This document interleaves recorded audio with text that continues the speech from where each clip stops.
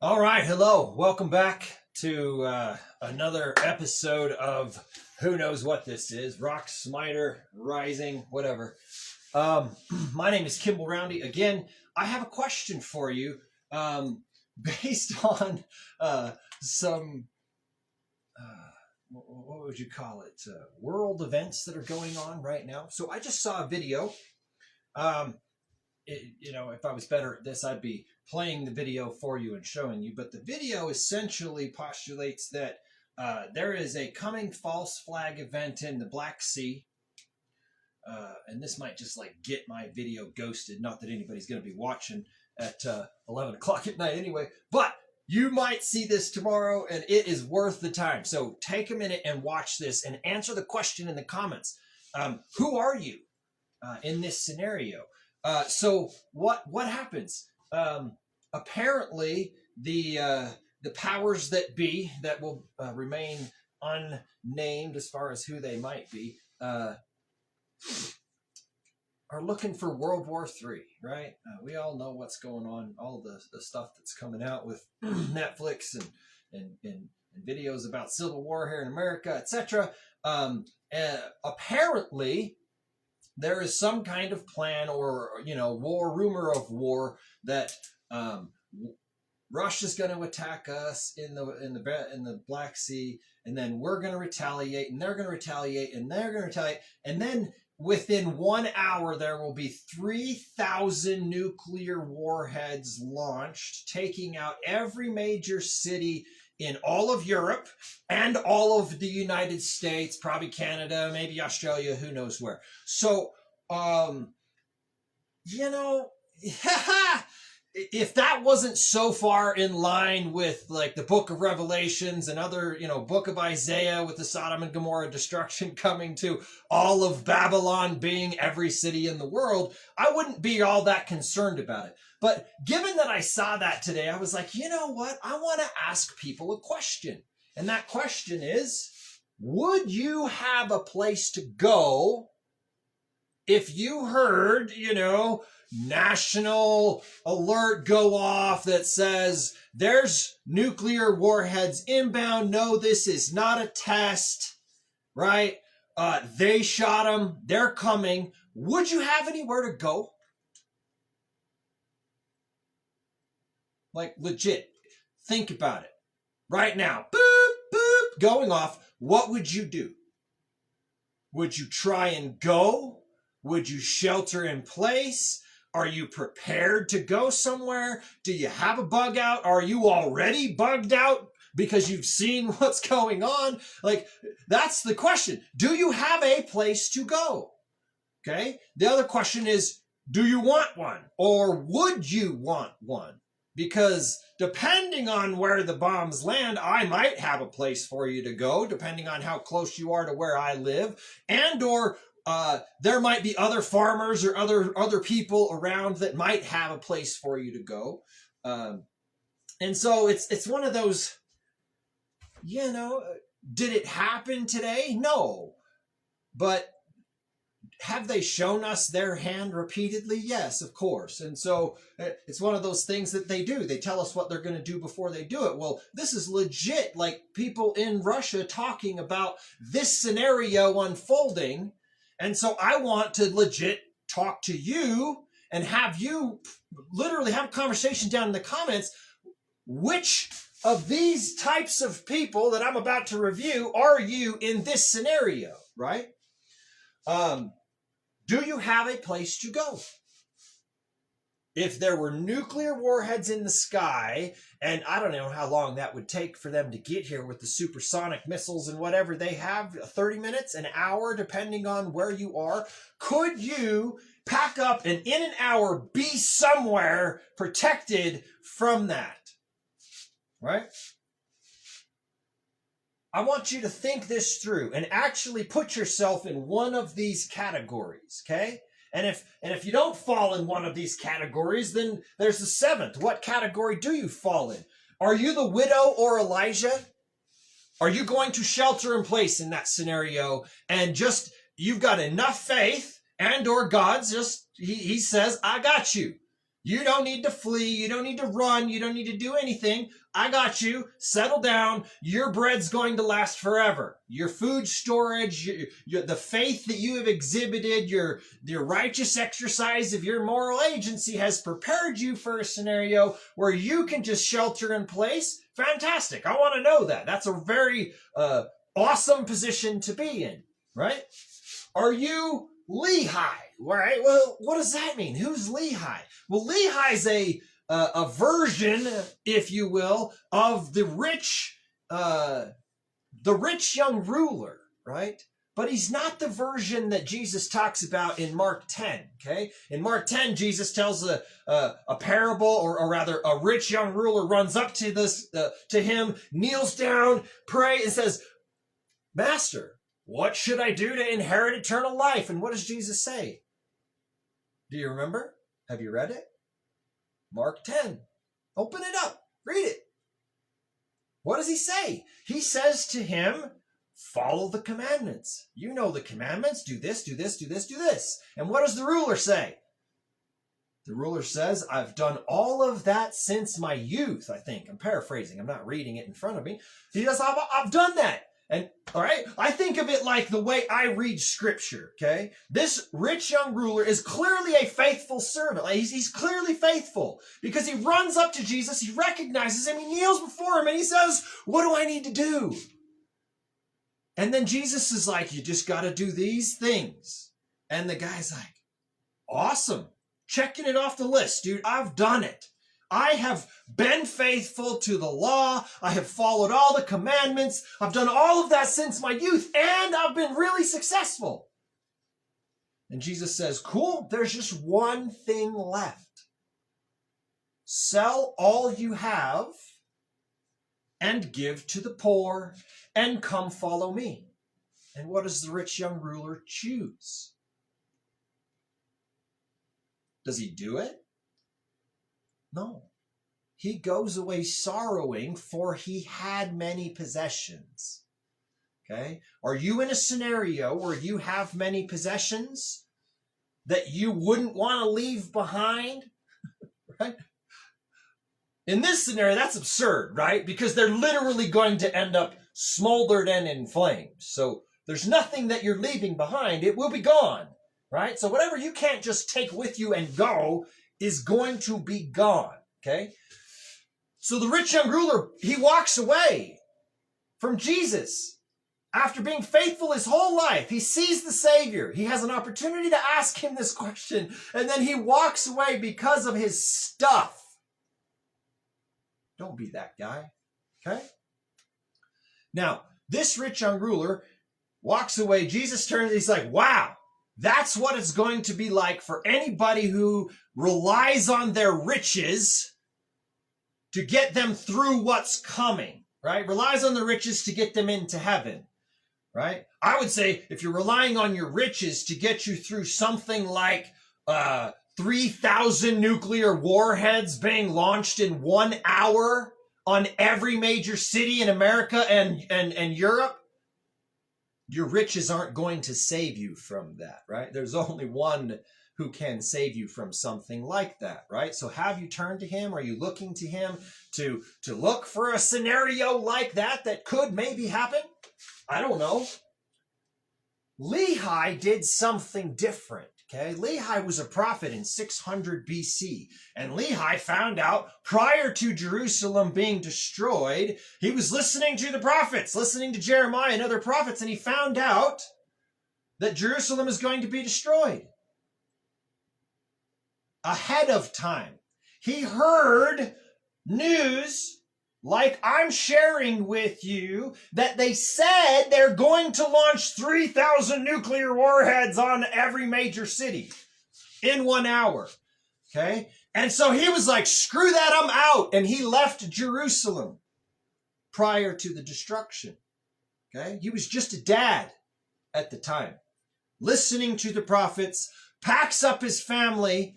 And what I put up here is he was a rich ruler who had much wealth, who lived in a tent.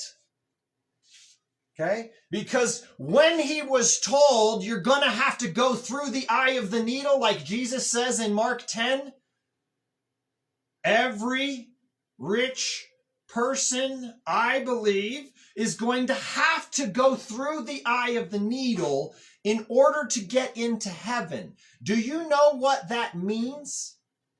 Okay? A lot of people, understandably, would think that that means it's impossible to be rich and get into heaven. Is that what it means?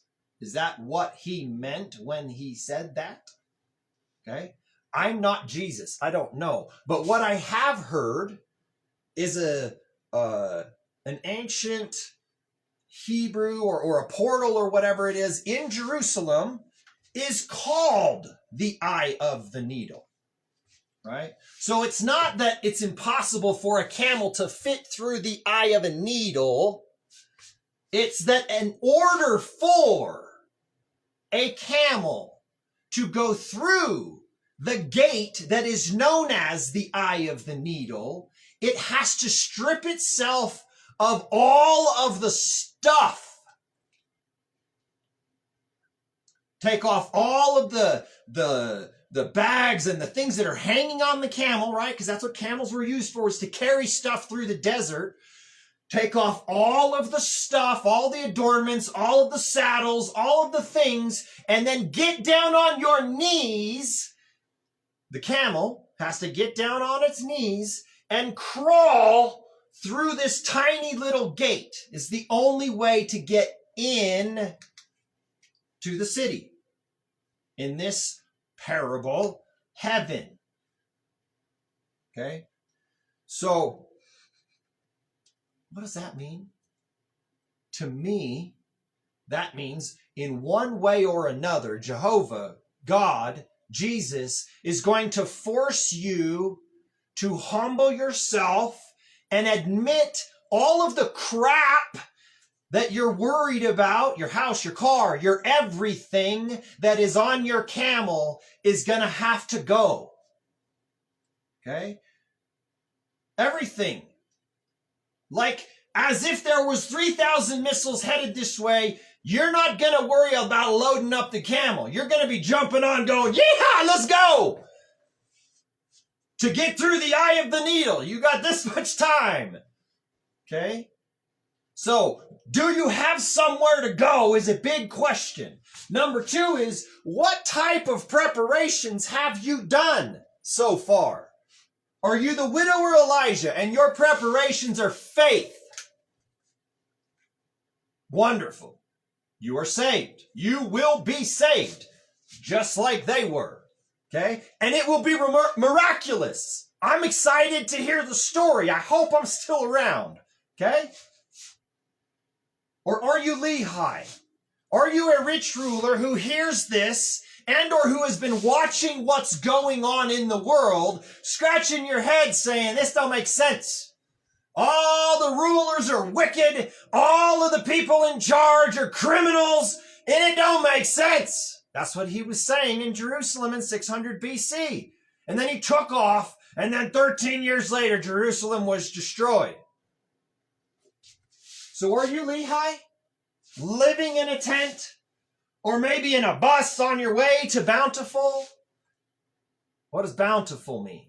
Well, Lehi took off, and God had a place prepared for him, a land called Bountiful. After his wilderness journey, him and his family ended up in a place of milk and honey with just wild fruit and everything, smack dab in the middle of the Arabian desert. It's true. It actually happened, okay? That's Lehi. He listened. God led him out, took him through a whole bunch of really, really hard experiences. Lehi was a rock smiter, I call it. He did a whole bunch of hard stuff, and there was a huge reward at the end. What is the reward for the rich, for the people who listen, the rich who listen, right? This is the other part of Mark 10. Really cool lessons in Mark 10, okay? As soon as he talks about the eye of the needle, And he tells them that in order to get into heaven, you're going to have to strip all the house, all the everything. What does Peter do? Peter takes it the next step, right? The rich young ruler was checking off all these things that he had done. Peter was back there like, yep, cool. I'm good with that too. And then Jesus was like, now get rid of, sell everything and follow me. And Peter's like, sweet, we've done that. And he raises his hands and says, hey, Jesus, we've done that. And Jesus was like, yeah, anybody that does go through the eye of the needle like Lehi did, okay, and does go through all of the hard stuff. This is essentially what Jesus is saying in Mark 10. He says, anybody that does this will be paid back 100-fold.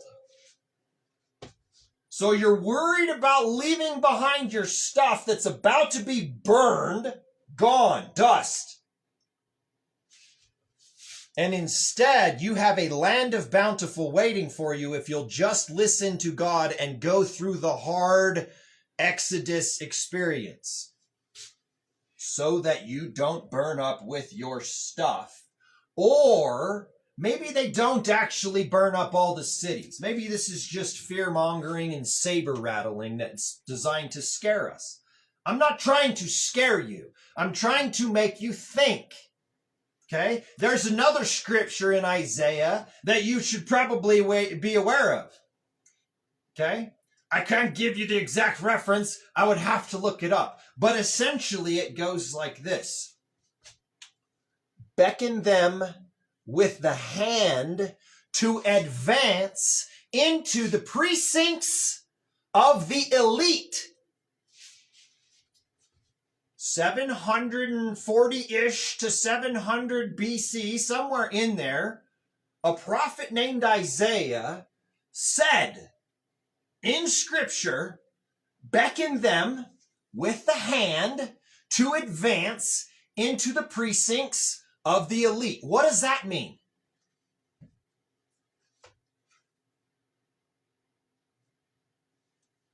Think about it. Put a comment in right now. If you know what that means, if you think you know what that means, what does it mean? Why am I saying it in this context? Right? We just heard that they're going to threaten to burn the whole thing to the ground. And there's precedent in Isaiah that talks about a Sodom and Gomorrah destruction that happens to all of Babylon. And he references that all of Babylon is the whole world and its wicked inhabitants, every major idolatrous city. Okay? But then there's this other one that says, beckon them with the hand to advance into the precincts of the elite. Well, what I think that means is the hand, right, is the king of Assyria. The analogy in Isaiah he uses as for the hand in this instance is the king of Assyria, I think. And he's saying, go ahead and have the king of Assyria, the arch tyrant, the Antichrist, force them all into the smart cities. For what? So that they get burned up before the missiles hit. Beckon them with the hand to advance into the precincts of the elite. The elite are trying to do what? They're trying to beckon us all into their smart cities, promising that they'll take care of us, that they'll feed us, that you won't have to worry. You won't even have to walk more than 15 minutes anywhere. You won't be able to leave ever, but you'll be taken care of. Right? I think that there could be another reference to this where that is the bundling of the tares in preparation of them being burned after the wheat has been taken out. Beckon them with the hand to advance into the precinct of the 15-minute cities before you drop the buns on them. Okay? That's what I think it means. So, if you're aware that the cities are the places you don't want to be, the bombs might be coming and or they might be locking you in the 15-minute cities, do you have somewhere else to go? Are you, Lehi, headed towards Bountiful because you're following God's hand, you've sold everything and you've actually left? Has the Exodus actually already started, right? Or if you're a Christian, are you just waiting for the rapture? Maybe this is the rapture and you're missing it. Have you considered that? That the rapture wasn't just sit on your couch and have a lot of faith and expect God to take you out, but maybe the rapture was the bombs are coming, Babylon is going to burn, you were supposed to read your scriptures, you didn't, and so you should have left. That was the rapture. Leave. Because I said flee Babylon. And you didn't. Instead, you watched Netflix or Disney Plus or pick whatever else you're watching. Or you Lot. Okay, who's Lot? For me, Lot is someone who has an immense amount of faith. How do I know that? Because angels show up, right? I say Lot, whereas the rich ruler who lived in a tent or drove his bus to Bountiful, schoolie, right? Yeah, I'm building a schoolie, by the way. It's pretty cool. Or are you Lot, a rich ruler who flew? My wife actually texted me when I sent her that picture. She mean, don't you mean fled? I wrote fled first. That's why the W looks different. No, I mean flew. Lot flew to a cave. What does that mean? Well, if you know the story, right before Sodom and Gomorrah was destroyed, you know Sodom and Gomorrah, the place where you live, right before Sodom and Gomorrah was destroyed, angels showed up for Lot, okay? Because he was a good man, stuck in a bad situation. I consider him wealthy, right? He and Abraham were bartering for land and sheep, and he took the best land. Abraham went out into the desert, right? So Lot is a rich ruler who flew to a cave. Now, why did I say cave? Because he literally went into a cave. Right? The angels rescued him. They took him out, and then they set him on the hillside so he could watch the flames destroy the city. And then after seeing that horrific destruction, he just retreats into a cave. And I don't even want to get into the awful stuff that happens in the cave with his daughters. Go read it if you haven't. But you don't want that scenario, okay? You might want the scenario of being whisked away and flying out with angels rescuing you and not burning up, but you don't want what came after for Lot, for sure, okay? But Lot survived, his daughters survived, and his wife, pillar of salt, don't do that. And they founded Moab. They became a great nation, a great city. Right? So, are you Lot? Are you expecting that because you're a rich ruler, you will be able to fly out like Mark Zuckerberg to your bunker? By the way, he's building a bunker, right? I saw a meme the other day. It was awesome, right? It said this, 2008, Mark Zuckerberg becomes a billionaire.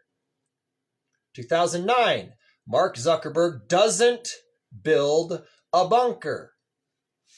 2010, Mark Zuckerberg doesn't build a bunker. 11, 12, 13, 14, 15, 16, 17, all the way to 2024, Mark Zuckerberg builds a $250 million bunker that he makes people sign an NDA for to even work on the construction crew. Something that only happens for, I don't know, military intelligence type stuff. So he's building a bunker after not doing it for all of that time that he's been a billionaire. Probably nothing to see there. So are you Lot? Are you Mark Zuckerberg and you've got a private jet or a helicopter that can take you to your private island where your bunker is? Cool. Good luck. Are you Ishmael? Who's Ishmael? Well, remember this guy we talked about, Lehi, who took off from Jerusalem before it was destroyed? Well, he learned a very hard lesson. Same lesson that I'm currently learning right now, okay? The hard lesson that Lehi learned was it's not good for your kids to be alone. Why do I say I'm learning that lesson? Because I can clearly see what's coming, and I left the lush land of Utah County and Salt Lake County, and I fled to the wilderness. I'm living out in the desert in a tiny, tiny little town, and there's hardly any kids around for my kids to play with. They have some friends at church, but the biggest ache of my existence right now is I don't have a lot of friends for my kids to play with. It sucks, okay? When Lehi experienced that after fleeing from Jerusalem and going and living in the desert for a while, he sent his kids back for Ishmael. Why? Well, because Ishmael had a whole bunch of daughters and he had a whole bunch of sons, and it wasn't good for man to be alone, right? That's what God said. Go get some daughters for your sons. So, are you Ishmael? Ishmael means you got left behind. Right? You didn't realize the rapture meant Exodus. You didn't realize that the rapture meant get out of Babylon. And you watched all of your, or you're watching all of your righteous spiritual friends leave. And you're wondering why. Or maybe you know why, but you feel like you can't because you've got nowhere to go. Or you can't afford to leave, or you're stuck at the job, or any one of a million different things. Refer back to the first question. The nuclear bombs were launched and you've got 30 minutes. Forget your stuff. So if you're Ishmael and you're feeling the FOMO of missing out on the Exodus, well, let's talk. I need friends for my kids. Okay. Or are you Joseph in Egypt? Or are you Esther? What does that mean? Well, I put those names down to signify a specific type of trait that I'm looking for, right? And that is really smart, really capable people, right? Joseph became second to Pharaoh because he was that led by God, smart, intuitive, capable, and became a great ruler. He was awesome, okay? So if you're a smart, capable person who's still in Egypt, still living in the world, but you're seeking an out, maybe you're Joseph. Or maybe you're Esther, and you're just this wisdom, wise woman like my midwife, right? The midwife that's delivered the last bunch of our kids. She's awesome, right? I love her, and I'm so glad she also left Utah County. She's one of those really, really faithful people I'm watching Exodus. She didn't come the same place I did, but she left, and I was like, sweet, I like the trend. I see her leaving. That's good, because the flames are coming. Okay? So maybe you're Joseph or Esther. Or are you Abraham? Okay? What do I mean by Abraham? Well, Abraham, he recognized the idolatry of the Sodom and Gomorrah world that he was living in, right? And he left. He gave Lot the good, well-watered plains, and he went to the mountains in the desert, right? And what happened? Well, when Lot got in trouble, Abraham was prepared with an army to actually come rescue him, right? And then when the famine hit, Abraham fed 300 people or 300 families. My memory's sketchy.